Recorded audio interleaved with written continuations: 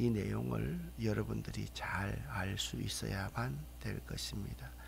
1장 1절부터 5절까지를 강해하도록 하겠습니다. 이 시간 하나님께서 우리에게 주시는 말씀, 사도행전 1장 1절부터 5절까지 말씀 함께 합독하겠습니다. 데오빌로여, 내가 먼저 쓴 글에는 무릇 예수께서 행하시며 가르치시기를 시작하심부터 그가 택하신 사도들에게 성령으로 명하시고 성천하신 날까지의 일을 기록하였노라. 그가 고난받으신 후에 또한 그들에게 확실한 많은 증거로 친히 살아계심을 나타내사 40일 동안 그들에게 보이시며 하나님 나라의 일을 말씀하시니라. 사도와 함께 모이사 그들에게 분부하여 이르시되 예루살렘을 에게서 들은 바 아버지께서 약속하신 것을 기다리라. 요한은 물로 세례를 베풀었으나 너희는 몇 날이 못되어 성령으로 세례를 받으리라 하셨느니라. 아멘.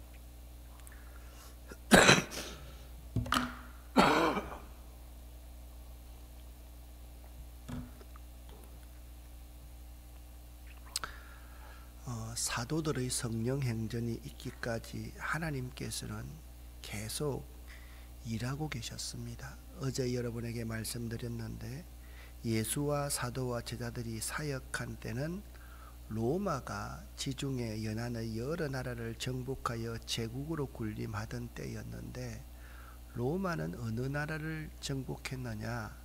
이 헬라. 여러분 여기 이제 파란색 부분은 다 카스피해, 흑해, 아랄해, 지중해, 홍해 이게 물이고요. 노란색 얕은 부분은 다른 땅이지만은 여기 색깔이 있는 모든 부분들은 안티고노스, 셀레우코스, 프롤레마이우스 전부 다 로마의 땅이었습니다. 그러니까 로마의 땅이 이렇게 엄청나게 넓었던 것을 알 수가 있습니다. 좀 더 구체적으로 이렇게 보면 로마는 이만큼 넓은 세계를 다스렸습니다.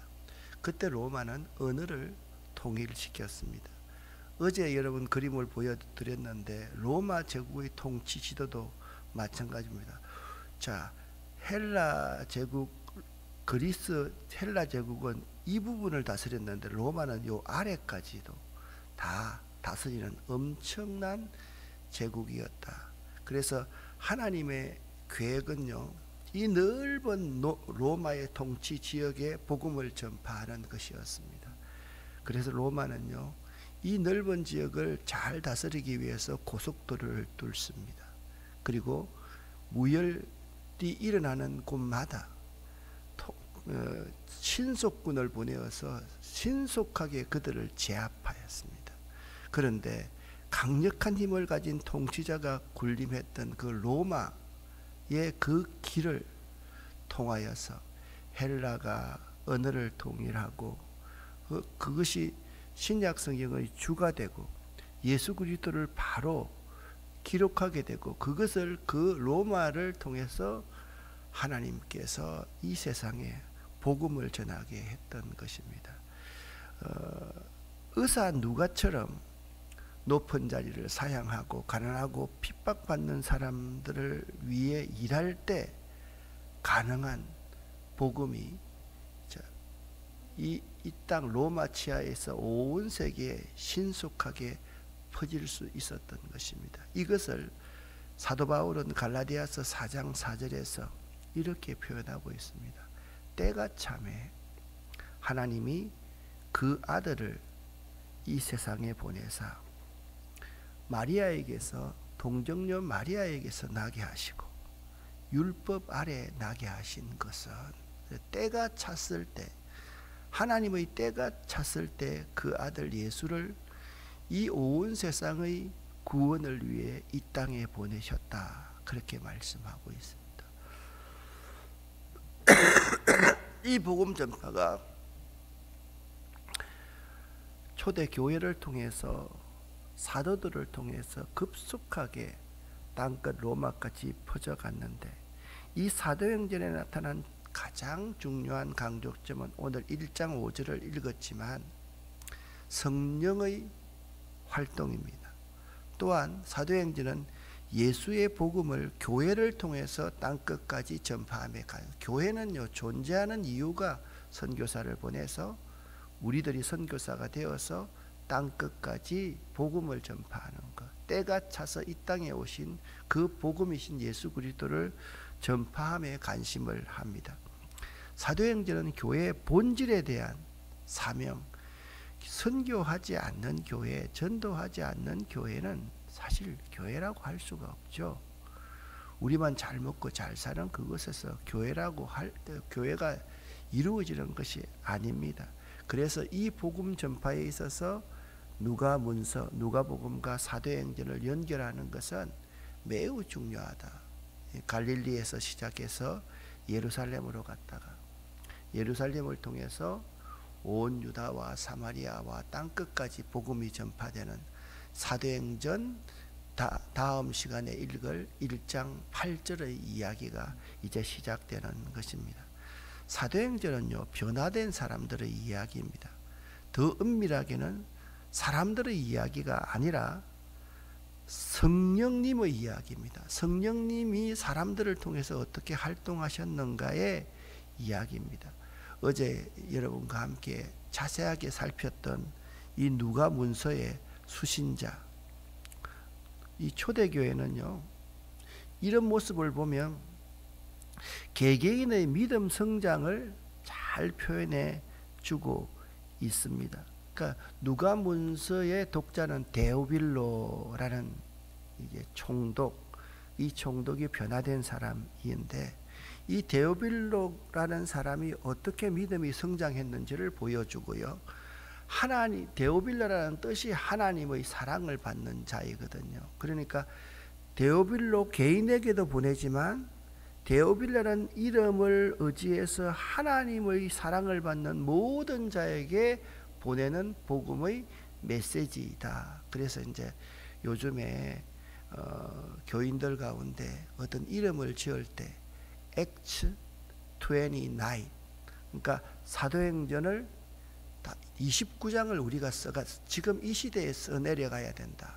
자, 그렇게 사람들이 이야기를 하는 거죠. 하나님이 어떻게 일하셨는가, 그것을 역사를 통해서 어떻게 일하셨고 현재도 어떻게 일하시며 앞으로도 어떻게 일하실 것인가, 그 모든 동력이 성령 하나님에 의해서 사람들을 움직여 오셨다라는 점을 증거하고 있습니다.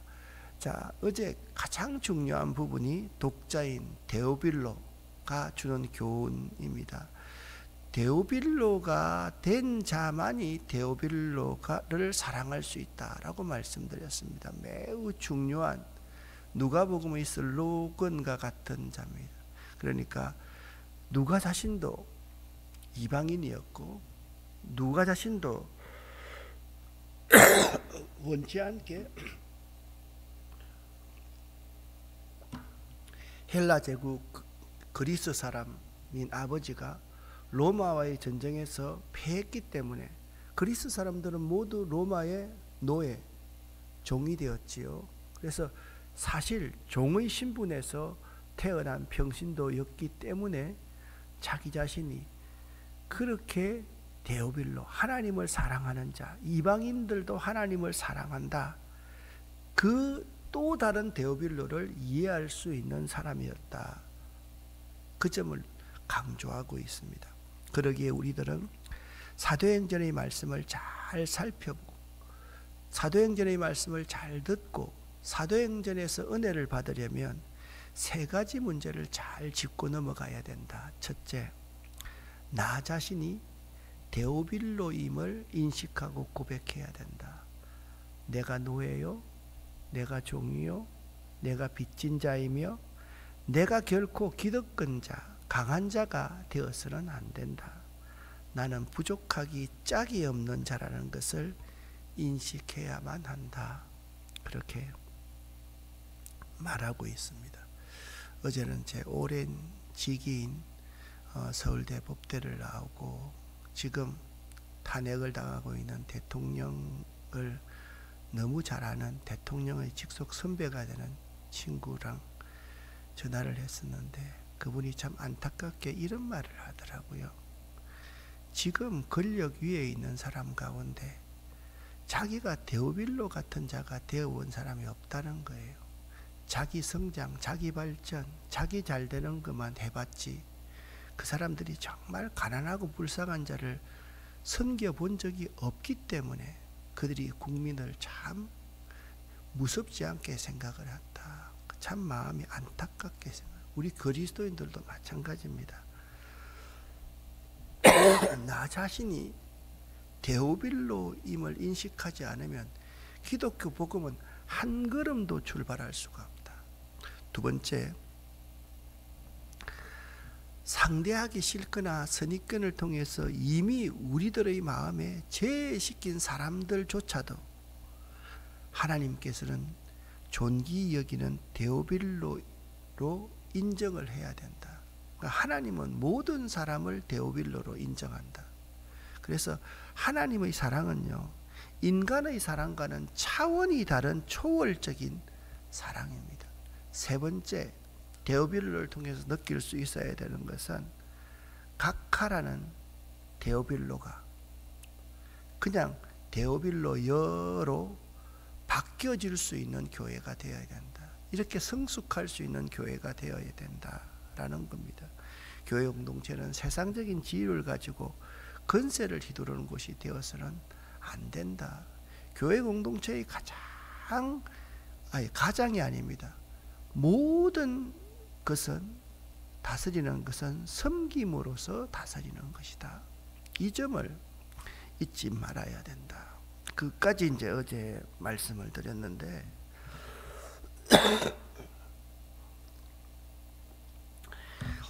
또 중요한 내용이 뭐냐? 이제 3절부터 5절까지에서 나옵니다. 예수의 십자가와 부활은 복음의 내용이 예수의 십자가와 부활을 전가하는 것 아닙니까? 하나님 나라의 일로 마무리한다라는 것입니다. 사도행전 1장 3절부터 5절까지를 같이 한번 읽어보겠습니다. 그가 고난받으신 후에 또한 그들에게 확실한 많은 증거로 친히 살아계심을 나타내사 40일 동안 그들에게 보이시며 하나님 나라의 일을 말씀하시니라. 사도와 함께 모이사 그들에게 분부하여 이르시되 예루살렘을 떠나지 말고 내게 들은 바 아버지께서 약속하신 것을 기다리라. 요한은 물로 세례를 베풀었으나 너희는 몇 날이 못되어 성령으로 세례를 받으리라 하셨느니라. 아멘. 자, 3절 보십시오. 그가 십자가에서 고난을 받으신 후에 또한 그들에게 요한복음 마지막 부분을 읽었잖아요. 이 예수의 부활은 십자가와 부활의 증거가 이 책에 기록할 수 없을 정도로 엄청나게 많이 있는데 그걸 요한복음 21장에서는 몇 가지를 이렇게 말씀해 놓고 있는데 확실한 많은 증거로 친히 사흘 만에 살아나셔서 40일 동안 제자들과 함께 계셨던 그 이유가 뭐냐? 하나님 나라의 일을 말씀하시기 위해서 그렇게 하셨다. 그 하나님 나라의 일을 하기 위해서 가장 중요한 게 뭐냐? 4절 5절에서는 성령, 약속한 성령을 받아야 된다. 그러니까 여러분 여기 중요한 거예요. 예수의 십자가와 부활을 계속해서 증거하기 위한 것은 하나님 나라를 확장하기 위한 것이라는 거죠. 우리가 하나님 나라를 확장하기 위해서 인간의 생각으로는 하나님 나라가 확장이 안 된다. 바로 성령을 받아야 된다. 그렇게 말씀하고 있습니다. 예수께서 이처럼 40일 동안 확실하게 다시 살아났다는 사실을 증명하신 그 목적이 하나님 나라의 일을 말씀하시기 위해서 그러셨다. 제자들에게 하나님의 나라의 일을 말씀하시기 위해 이처럼 자신의 부활을 확실하게 보여주신 것입니다. 40일 동안 우리 주님께서 말씀하신 것은 하나님 나라와 관련된 일뿐이었다라는 말씀입니다. 왜 우리 주님이 많은 것들 가운데서 오직 하나님 나라의 일에 대해서만 말씀하셨을까? 이제 더 이상 다른 어떤 것들도 우리의 인생에서 아무런 의미가 없다는 것을 강조하고 있는 것입니다. 예수의 제자 누가에게 정말 가치 있는 인생이란 이 세상에서 많은 물질을 모으고 높은 자리에 올라가고 위대한 업적을 세우는 인생이 아니다. 정말 가치 있는 인생은 이 세상에 살지만 하나님 나라의 목적을 두고 살아가는 인생이다.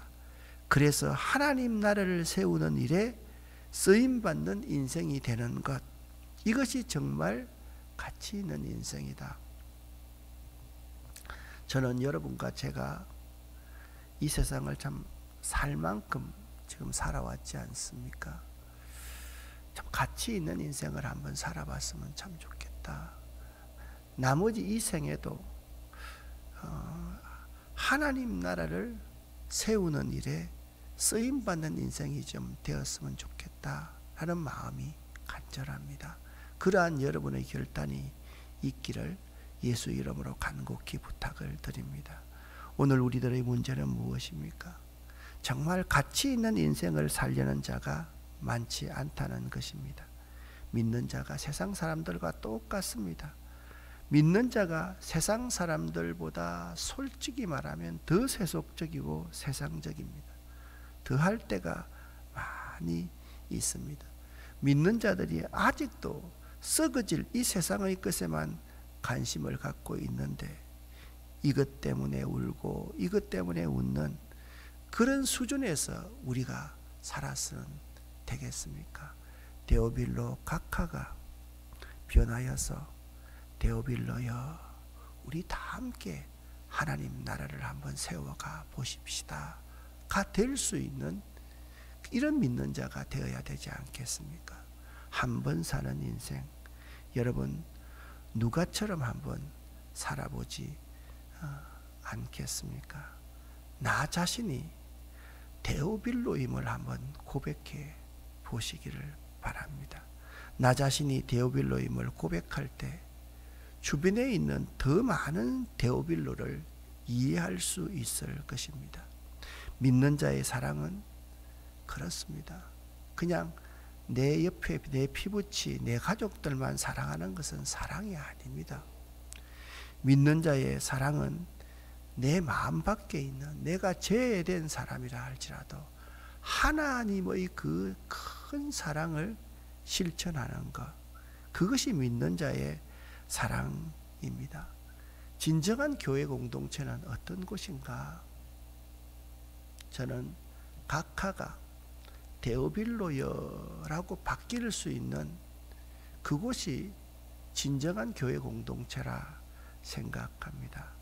한 번 사는 인생, 누가처럼 한번 살아보지 않겠습니까? 라는 이 질문이 사도행전 1장부터 마지막 절까지를 여러분과 제가 읽어가면서 그래, 하나님 나라를 이 세상에 넓히기 위해서 내가 살아야 하는 존재다. 이걸 잊어버리지 않는다면, 여기서 이제 다 끝났으면 좋겠는데 사람들 가운데 이런 사람이 있습니다. 좀 소극적입니다. 내가 하늘나라 가기 전까지 예배하고 기도하고 찬송하는 삶을 살아야 되겠다. 이거 틀린 거 아니고 옳습니다. 그런데 내가 왜 예배하고 왜 기도하고 왜 찬송해야 되는가? 우리가 보낸 선교사들을 위해서 기도하고 예배드리면서 그들과 함께 기뻐하고 즐거워하고, 그리고 우리의 물질, 우리 모든 것을 그들에게 흘러보내고 그들이 땅끝까지 복음을 전파하고, 우리들은 우리의 삶의 주변에서 복음을, 하나님 나라를 확장해 나가는 삶, 이런 삶이 한 번 사는 인생, 값지게 사는 인생이다 생각합니다. 여러분과 제가 사도행전 29장을 오늘 이 시대에 기록해 나가는 귀한 예수 제자 되기를 예수 이름으로 간절히 축원합니다. 기도하겠습니다. 하나님 아버지여, 감사합니다. 한 번 사는 인생, 값지게 하나님 나라의 확장을 위해서 살아갈 수 있기를 원합니다. 그저 세상적인 세속적인 일에 웃고 울고 기뻐하며 우리 자신을 쏟아붓는 것이 아니라 하나님 나라의 일, 그것이 우리의 관심의 주 대상일 수 있도록 도와주시옵소서. 이 새벽도 우리 교회에 있는 모든 한우들을 기억하시고, 오늘 우리 근사님 위 수술하고 퇴원하십니다. 계속해서 치료해 주시고, 우리 김정한 장로님 퇴원할 수 있게 도와주셔서 감사합니다. 또 우리 이계홍 장로님 허리가 아파서 입원해 계신데, 하나님 우리 장로님에게 은혜를 베푸셔서 건강하실 수 있도록 도와주시옵소서. 우리 각자 이 새벽에 기도하는 제목이 있을 것입니다. 무엇보다도 기도하는 제목 가운데 나는 하나님 나라에 관심하는 데오빌로가 되기를 원합니다. 그렇게 기도할 수 있도록 도와주시옵소서. 주님, 나는 주님을 믿습니다. 나는 주님의 그 약속의 말씀을 믿습니다. 그 약속의 말씀이 내 삶에 되게 도와주시옵소서. 예수 그리스도 이름으로 축복하옵고 간절히 기도 올립니다. 아멘.